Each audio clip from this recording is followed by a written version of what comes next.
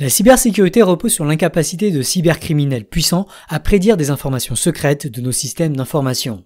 En particulier, comme on l'a vu dans une vidéo précédente, de nombreuses solutions cryptographiques exigent de générer des nombres que même une superpuissance comme la NSA sera incapable de prédire. Idéalement, il faudra être mathématiquement assuré de l'incapacité de toute superintelligence à prédire les nombres aléatoires qu'on génère.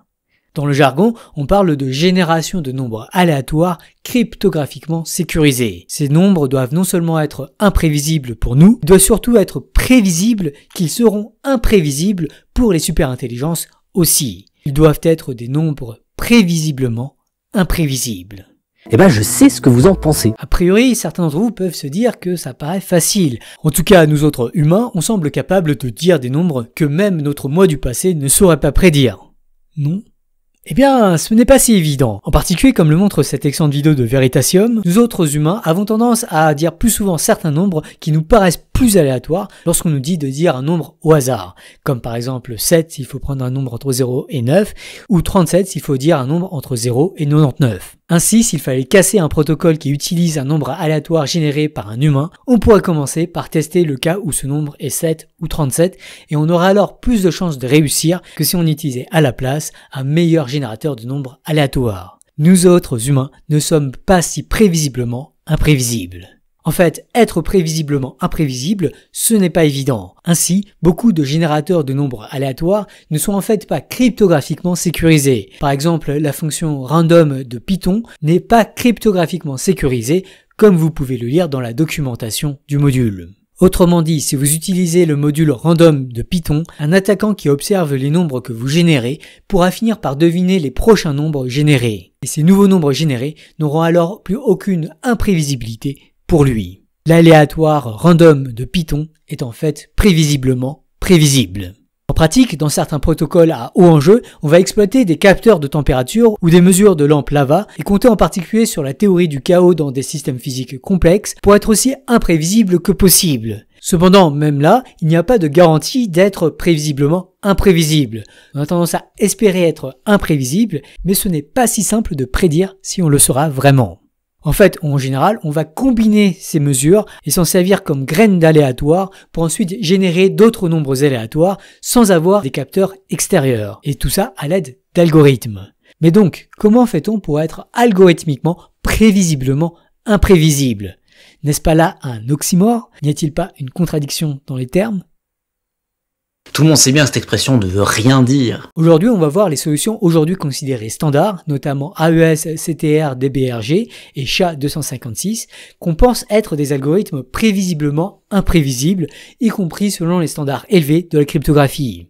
Et, comme on va le voir, les applications de cette faculté à être prévisiblement imprévisibles sont nombreuses. On retrouve ainsi ces algorithmes aussi bien dans le calcul d'empreintes cryptographiques que dans le chiffrement symétrique parmi de nombreux autres exemples. En fait, le cœur de la cybersécurité aujourd'hui, ce sont vraiment ces opérations prévisiblement imprévisibles. Étymologiquement, le mot cybersécurité vient du grec kubernan, qui signifie gouverner. D'une certaine manière, la cybersécurité, c'est vérifier que l'espace informationnel est gouverné tel que nous souhaiterions qu'il le soit. Sauf que, en pratique, dans tous les pays francophones, on peut considérer qu'il y a énormément de défauts de gouvernance de notre espace numérique, comme le montre d'ailleurs très bien la commission d'enquête sur la commande publique présidée par le sénateur Simon Usna en France. Sachant que la loi FISA et le Patriot Act en vigueur outre-Atlantique permettent aux autorités américaines d'accéder à des données de non-américains stockées sur le territoire états-unien, il y a une urgence à investir dans une autonomie numérique. Et c'est justement ce que vous propose Infomaniac, le sponsor de cette vidéo. Je vous invite en particulier à vous intéresser à K-Drive, la solution de stockage en ligne d'Infomaniac, une entreprise suisse 100% indépendante qui fait un effort majeur pour tout développer de manière souveraine. Vous pouvez profiter de Mica Suite, leur offre gratuite qui inclut une adresse email ainsi que K-Drive, qui sont des alternatives souveraines à Gmail et Google Drive. Je vous encourage à tester leur offre gratuite si vous êtes convaincu, et j'ai pour vous le code promo Science80 pour passer à la mise à niveau payante et profiter d'un rabais de 80% sur l'offre 6 Teraoctets pendant la première année. Vous trouverez les liens en description. Pour chaque vidéo où je l'ai promu, ce que je fais avec plaisir, Infomaniac reverse un don à l'association Tournesol. Merci beaucoup à eux pour ce partenariat.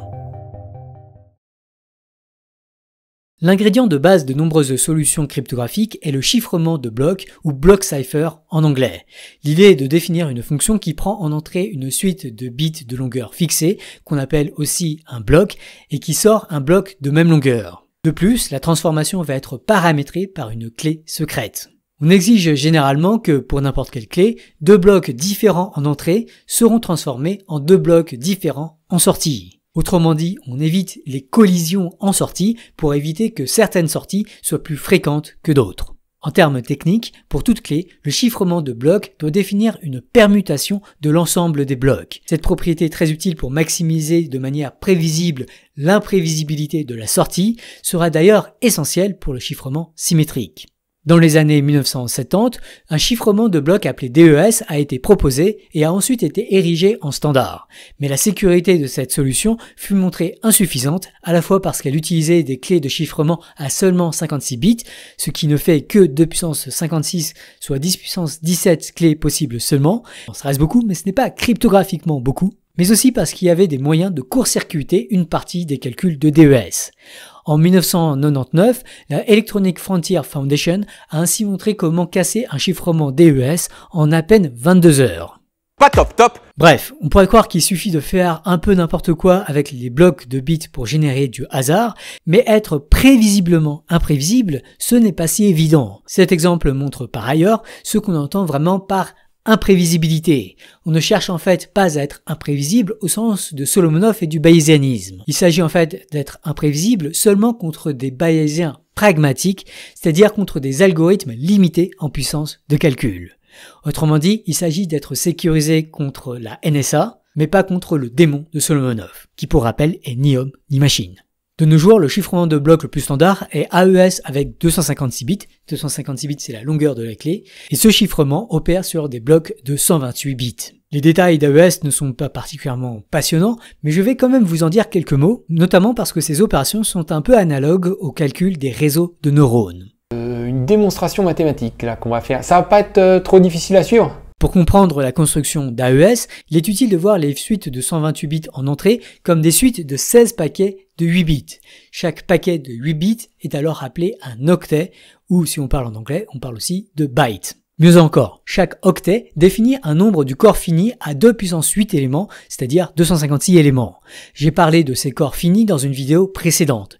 Mais tout ce que vous avez besoin de savoir pour aujourd'hui, c'est qu'on peut définir des opérations d'addition et de multiplication entre les octets, et que ces opérations sont inversibles, dans le sens qu'on peut ensuite effectuer des soustractions et des divisions, à l'exception de la multiplication et de la division par 0. Du coup, on peut remarquer que toute fonction affine P de x est égale à ax plus b, où a et b sont des constantes dans le corps fini avec a non nul, définit une permutation de l'ensemble des octets.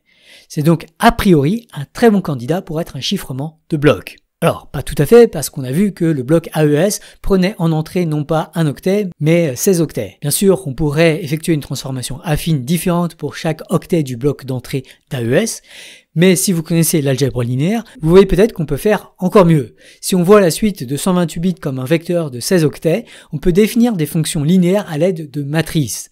Formellement, si on définit f de x égale à ax plus b, où A est une matrice de 16 par 16 octets, où B est une suite de 16 octets et où X représente les 16 octets qui forment le bloc en entrée, pourvu que A soit ce qu'on appelle une matrice inversible, alors F définit bel et bien une permutation des suites de 128 bits.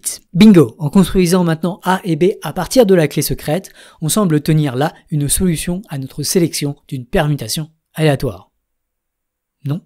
Ah là, le plus compliqué, c'est d'arriver à suivre le rythme. Bien, il y a un petit problème avec les fonctions linéaires. En effet, pour déterminer la fonction f, il suffit de connaître sa valeur en un petit nombre de points. Ainsi, si un attaquant parvient à connaître à la fois x et f de x, alors il saura que a de x plus b est égal à f de x, ce qui correspond pour lui à une équation linéaire dont les coefficients secrets sont a et b.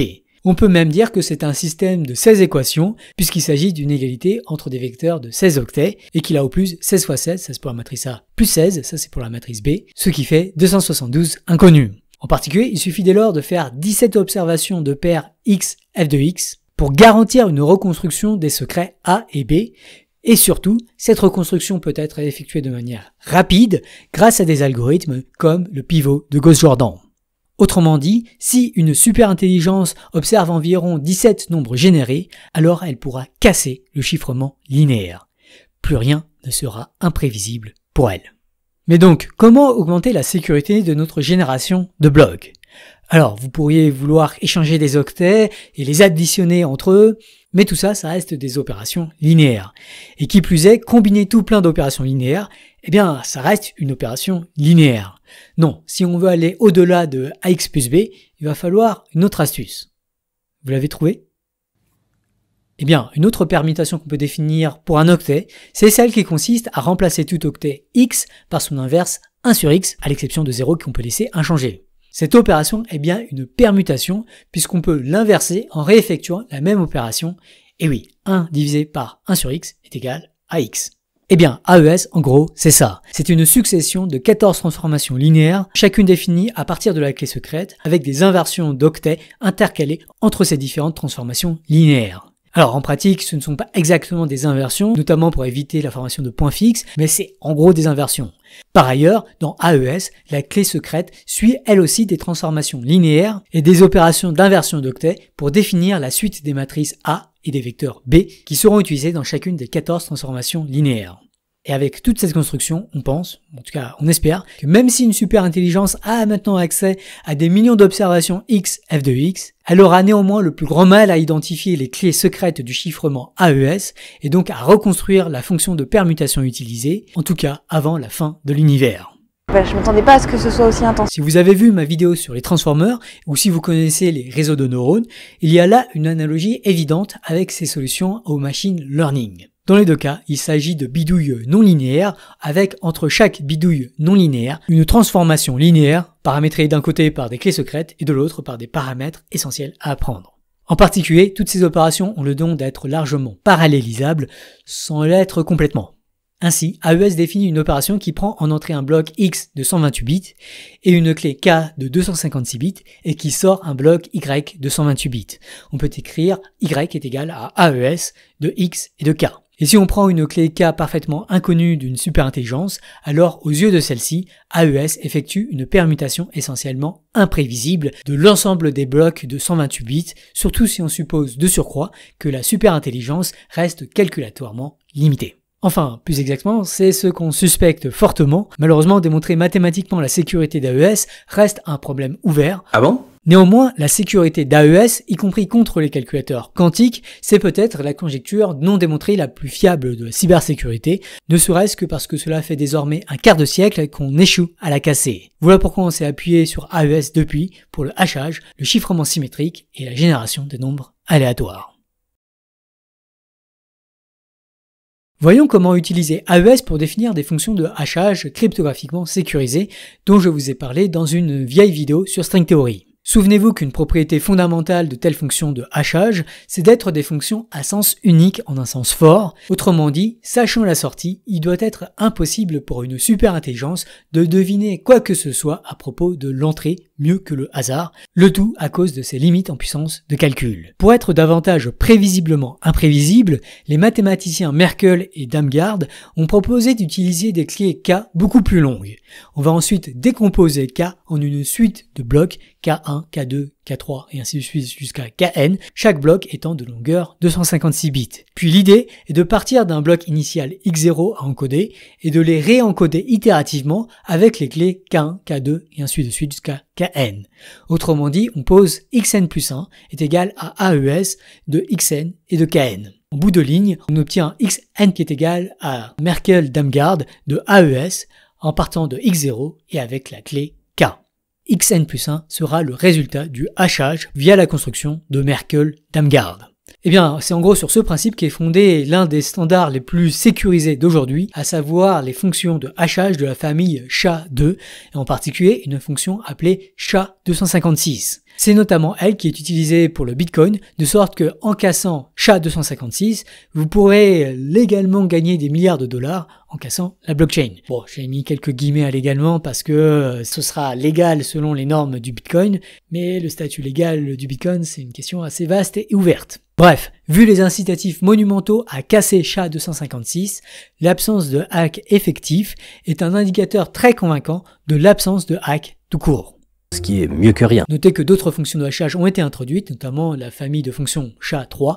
Cependant, leur vocation n'est pas nécessairement de remplacer SHA-2, il s'agissait davantage de proposer une solution fondée sur des principes radicalement distincts pour anticiper l'éventualité où SHA-256 serait cassé. Et oui, on n'oublie surtout pas le principe de défense en profondeur en cryptographie, faisons de la redondance avec diversification des solutions critiques. Alors, pour être précis, SHA-256 utilise un autre chiffrement de blocs que AES, qui est composé de 64 opérations linéaires plutôt que 14, avec bien sûr là encore des opérations non linéaires intercalées. Par ailleurs, les blocs de SHA-256 sont constitués de 512 bits plutôt que 128. Enfin, l'opération non linéaire utilisée est davantage la rotation, c'est-à-dire remplacer par exemple la suite de bits 1000 par 0001. En faisant glisser le bit à gauche vers la droite. Et il y a par ailleurs d'autres précautions à prendre, notamment vis-à-vis des choix des constantes des transformations linéaires ou vis-à-vis du préformatage des données à hacher pour qu'elles se décomposent bien en une suite de 512 bits. J'ai juste envie de vomir. Quoi qu'il en soit, ce faisant, SHA-256 prend n'importe quelle suite de bits de n'importe quelle taille en entrée et ressort ensuite une suite de 256 bits qui, même pour une super intelligence, sont aucunement informatives sur la nature de l'entrée, bien que l'entrée détermine entièrement cette sortie. Et en fait, en pratique, la sécurité de nombreux protocoles dépend beaucoup plus encore de la sécurité de SHA-256 et en particulier de la difficulté d'inverser cet algorithme en temps raisonnable que des autres aspects dont on a parlé dans cette série de vidéos, tout simplement parce que SHA-256 est vraiment beaucoup utilisé. Et pour le coup, on pense que SHA-256 est post-quantique dans le sens où même les superpuissances dotées de calculateurs quantiques seront incapables d'inverser cette fonction de hachage. Plus formellement, la sécurité de SHA-256 dépend de deux propriétés légèrement distinctes. La première, c'est qu'étant donné un hash pris au hasard, aucun algorithme ne doit pouvoir trouver un message M dont le hash est SHA-256 de M est égal à H en temps raisonnable. On parle de résistance aux attaques par préimage. La seconde, c'est qu'aucun algorithme ne doit pouvoir trouver deux messages différents M1 et M2 qui auront le même hash, c'est-à-dire tel que SHA-256 de M1 est égal à SHA-256 de M2, à moins encore une fois d'y passer un temps complètement déraisonnable. On parle de résistance aux attaques par collision. En fait, on n'arrive même pas à démontrer qu'il existe des fonctions de hachage cryptographique, c'est-à-dire des solutions au problème de la conception d'algorithmes prévisiblement imprévisibles, notamment parce que c'est un problème plus dur mathématiquement que de prouver que P est différent de NP. Or, ce dernier problème, c'est l'un des 7 problèmes du millénium du Clay Institute of Mathematics, pour lesquels il y a $1 million en jeu, mais dont aucun mathématicien n'a encore su se saisir. Et si, en théorie, on ne dispose pas de preuves de résistance de SHA-256 contre les attaques par préimage et par collision, 2 décennies et demie de pratique ont convaincu les cryptographes que cette résistance était suffisamment probable pour que la sécurité de toute l'économie mondiale repose dessus. En tout cas, les experts sont tous convaincus que les principales vulnérabilités des systèmes d'information ne résident pas dans SHA-256. Passons maintenant au chiffrement symétrique. Vous vous souvenez peut-être que dans la vidéo précédente, on avait vu comment les courbes elliptiques permettent à deux interlocuteurs Alice et Bob de constituer un secret partagé S sans qu'aucune superintelligence ne soit capable de deviner ce secret S, y compris après avoir intercepté tous les échanges qui ont permis à Alice et Bob de constituer ce secret. Cette solution est appelée algorithme de Diffie-Hellman. Et si vous ne vous rendez pas compte de la magie qu'il opère, je vous invite à voir l'excellente vidéo de Science Étonnante qui l'explique très bien. Et je l'ai pas vu. Ok, mais avoir un secret partagé S, ce n'est pas tout à fait l'objectif d'Alice et Bob. Ce qu'ils veulent, c'est surtout pouvoir envoyer des messages sans que la superintelligence ne puisse les lire. Eh bien, pour y arriver, on va d'abord transformer le secret partagé S en une clé de chiffrement K à l'aide d'une fonction de hachage. Typiquement, on va utiliser SHA-256. Maintenant, imaginons qu'Alice souhaite envoyer un message M à Bob en chiffrant le message avec la clé de chiffrement partagé K. Comment peut-elle s'y prendre ? Bien sûr, on peut commencer en transformant M en une suite de bits comme vos machines le font à longueur de journée. Cependant, cette suite peut avoir un nombre arbitraire de bits alors que AES ne peut avoir en entrée que 128 bits. Clairement, il va nous falloir découper M en une suite de blocs de 128 bits. Supposons maintenant que M est un énorme fichier, de sorte que son code binaire est une suite d'1 million de blocs de 128 bits. Comment utiliser la clé K à 256 bits pour chiffrer cette énorme suite de blocs? Si on y va bêtement, en utilisant AES indépendamment pour chaque bloc, alors on va risquer malheureusement de révéler des informations. Par exemple, s'il s'agit d'un chiffrement de texte ou de pixels dans une image, alors il arrive souvent que des blocs de 128 bits sont en fait identiques et vont alors être transformés en code chiffré identique. Voilà des indices intrusifs qui pourront être utilisés par une superintelligence, un peu comme c'était le cas par Turing pour casser les codes nazis pendant la Seconde Guerre mondiale. Réglé sur le mode paranoïaque. Une solution pour mieux chiffrer les données est le chiffrement par chaîne de blocs ou Cipher Block Chaining ou CBC en anglais. Et non, ce n'est pas vraiment lié avec la fameuse blockchain. L'idée, c'est qu'au lieu d'utiliser en entrée le bloc de 128 bits à chiffrer, on va utiliser sa somme avec la sortie du bloc précédent. Comme le chiffrement de chaque bloc est difficilement prévisible, l'entrée du chiffrement du bloc suivant le sera aussi, ce qui rendra sa sortie tout aussi imprévisible, et ainsi de suite. En particulier, désormais, deux blocs initialement identiques seront chiffrés différemment. De façon cruciale, toutes ces opérations sont facilement inversibles pour Bob qui connaît le code chiffré et la clé K. En effet, le chiffrement de chaque bloc s'obtient en effectuant les opérations d'inversion du chiffrement de bloc AES et en ajoutant ce résultat au bloc chiffré précédent. Super ça. Ce chiffrement symétrique CBC a toutefois quelques défauts qui font qu'on lui préfère d'autres solutions. Est-ce que vous saurez identifier ces défauts ?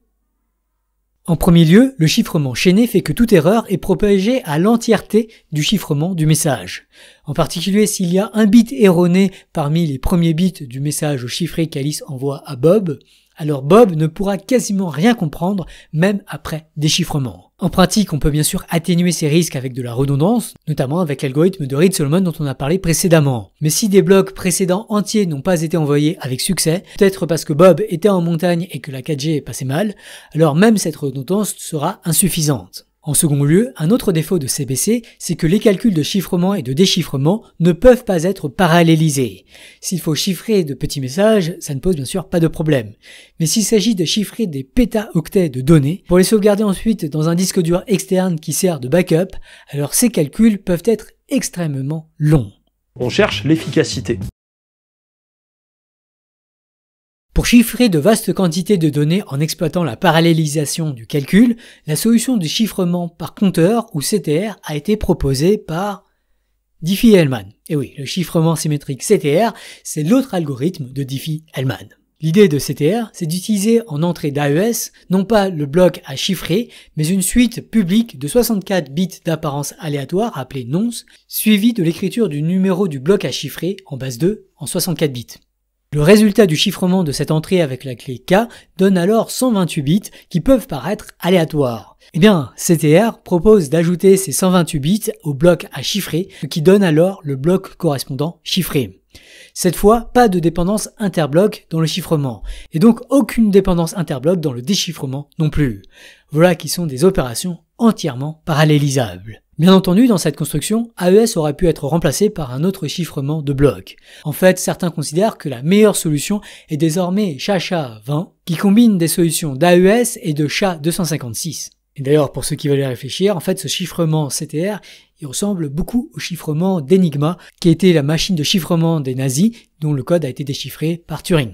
Je vous laisse y réfléchir dans votre coin, et réfléchir en particulier à quelles sont les vulnérabilités d'Enigma, qui ne sont pas des vulnérabilités de AES CTR. C'est simple, hein, c'est juste des maths. Intuitivement, AES CTR peut paraître moins sécurisé que AES CBC, car il y a moins cet effet d'avalanche qui fait que deux messages qui diffèrent d'un seul bit ont des chiffrements radicalement différents. Cependant, jusque-là, AES CTR reste considéré pleinement sécurisé, et personne n'a su en particulier exploiter cette vulnérabilité. En pratique, AES CTR, AES CBC et SHA-20 sont généralement combinés à d'autres informations encore, potentiellement publiques comme des métadonnées sur le destinataire du message, typiquement sous la forme d'une adresse IP.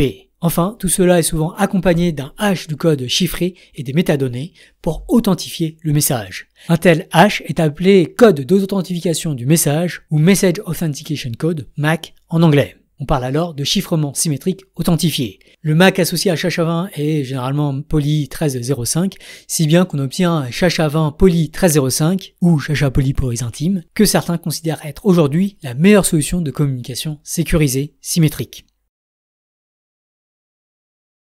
Enfin, on peut en venir au générateur de nombres aléatoires AES-CTR-DBRG. Sa conception correspond tout simplement au chiffrement d'un message vide avec AES-CTR. En pratique, plutôt que d'utiliser un nonce, on encourage la personne qui utilise ce générateur à spécifier en plus de la clé K à 256 bits, un nombre aléatoire V à 128 bits qui sera l'entrée initiale d'AES. V et K sont alors appelés des graines du générateur. Pour obtenir le énième bloc généré aléatoirement par AES-CTR-DBRG, à partir de la graine VK, il s'agit de calculer AES de V plus N et de K, où N est mis en écriture binaire. En pratique, AES-CTR-DBRG est aujourd'hui considéré être l'un des générateurs de nombres aléatoires les plus sécurisés, y compris contre des calculateurs quantiques. Et oui, le quantique, ce n'est pas magique. Bah oui. Comme l'explique très bien Tribune Brown, le quantique n'est vraiment utile que pour une poignée de problèmes, en particulier casser le chiffrement pré-quantique, mais il ne permet absolument pas en général de casser le chiffrement. En pratique, pour casser AES-CTR-DBRG, on pense qu'un calculateur quantique nécessitera toujours un temps exponentiel en la longueur des clés secrètes. Et je dis bien on pense car en théorie, il reste encore beaucoup de chemin à parcourir pour être pleinement rassuré de la sécurité d'AES-CTR-DBRG. En particulier, celle-ci dépend fortement de la conjecture des générateurs de nombres pseudo-aléatoires. Formellement, cette conjecture dit qu'à partir d'une graine aléatoire à k bits, on peut générer une suite polynomialement plus longue, typiquement 2 fois plus longue, tel qu'aucun algorithme dont le temps de calcul est raisonnable et qui ne connaît pas la graine aléatoire, ne pourra distinguer la suite de bits générés d'une suite vraiment aléatoire. En fait, cette conjecture, c'est peut-être la conjecture la plus importante de la cryptographie. Mais là encore, elle est certainement beaucoup plus difficile encore que P versus NP. Et pour rappel, dans une vidéo précédente, je vous ai parlé d'un mathématicien qui prédisait une solution de P versus NP dans 100 ans. Ne passez peut-être pas trop de temps à vous attaquer à ce problème. Honnêtement, la vidéo d'aujourd'hui n'était pas initialement prévue au programme de cette série. C'est parce que pendant longtemps, je préférais m'intéresser aux plus élégantes astuces mathématiques de la cryptographie. Cependant, l'importance moderne de la cryptographie m'a invité à m'attarder sur ses composants les plus fondamentaux. Rendez-vous bien compte, s'il y a une faille dans les objets qu'on a présentés aujourd'hui, alors c'est tout notre système d'information mondial qui serait à la complète merci de la première superintelligence qui l'aura identifié. A l'inverse, on pourrait espérer réussir à prouver la sécurité de ces solutions.